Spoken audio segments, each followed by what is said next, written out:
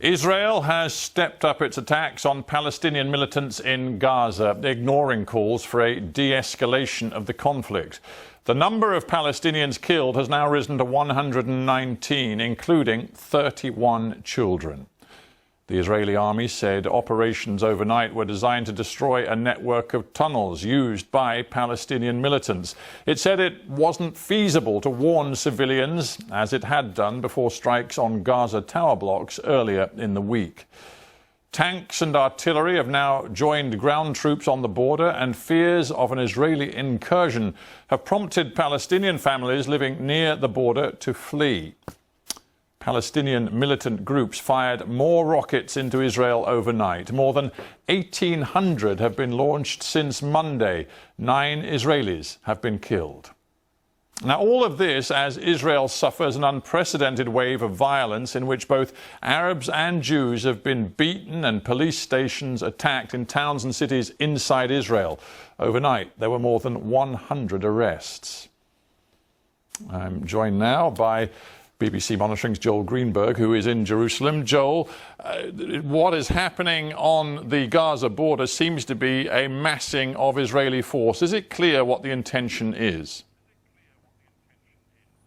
No, I think it's far from clear, because if we judge this from previous rounds of conflicts of this nature, the Israelis have often moved from airstrikes to preparations for a ground move, and they have gone in some of the previous rounds of this conflict.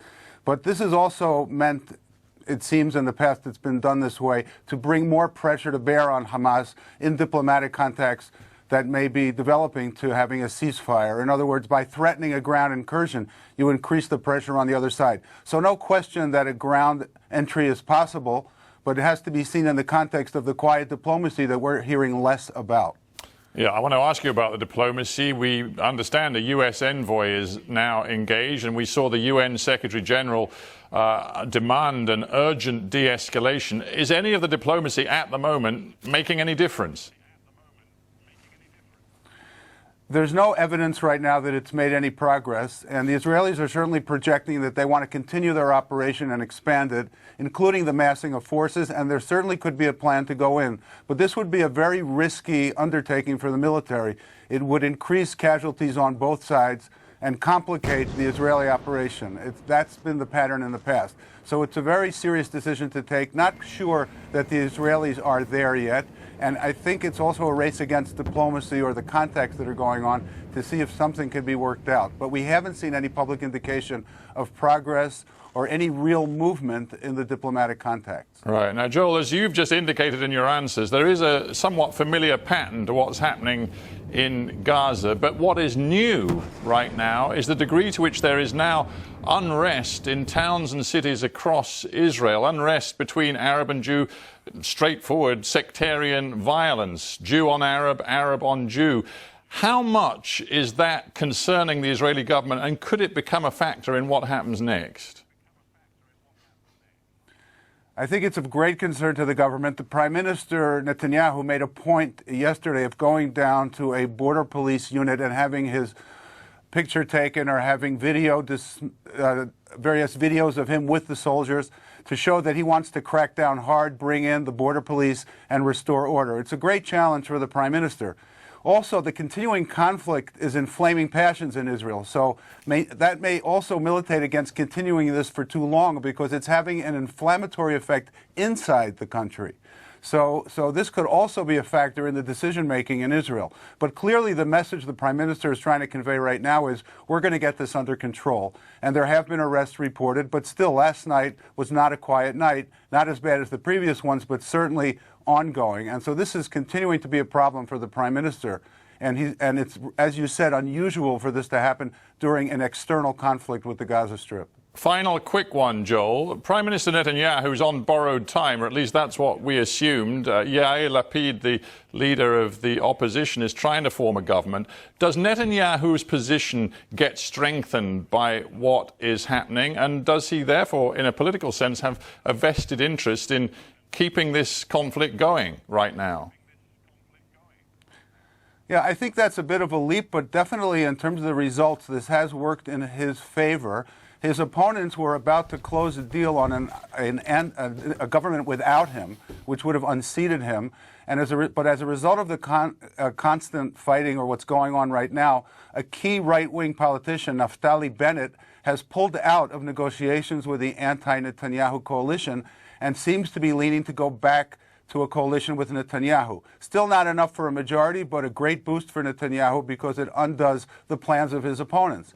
So, yes, it has definitely benefited the prime minister. To ascribe motives to him, that's a stretch. You have to have more evidence, I think, of that before you make that assertion. Joel, thank you very much indeed for giving us the latest. Now, as the heavy exchange of fire has continued between Israel and Palestinian militants in Gaza, violence has, as I've just discussed with Joel, spread amongst those mixed communities of Jews and Arabs inside Israel. Some of the worst sectarian violence has been in the city of Lod, near Tel Aviv. Our Middle East correspondent, Yolande Knell, has been meeting some of those affected. Israel is facing war, not just with Gaza, but between its own people. Here in Lod, mobs of Arab and Jewish Israelis attacking property, passers-by and places of worship. Volunteers are repairing a Jewish religious school that was set alight. People who live nearby are in shock. I would never, ever think something like this can happen. I wouldn't raise my kids in a place that I think something like this can happen. I have Arab neighbors. We're not their best friends, but we're far away from being enemies. We're saying Edelstein, are we? A state of emergency was declared here and a nighttime curfew imposed. There are scenes like this all over town. It looks like a war zone with the burnt-out cars, scorched buildings, curbstones that have been ripped up. There are lots and lots of police around, and everyone still feels really on edge. In Lod's old city, Arab Israelis don't trust the security forces to protect them. People here complain they're treated like second-class citizens. Tensions grew with recent events in Jerusalem. The locals were angry because many years of frustration and discrimination, and the end point was the attack on Al-Aqsa Mosque. That is the holiest place for the Muslims. We went to protest. They attacked us. Israel hasn't seen such widespread unrest in its cities for decades. What's happening didn't just begin this week, and it won't end when the latest fighting with Gaza does. Yolande Knell, BBC News, Lod.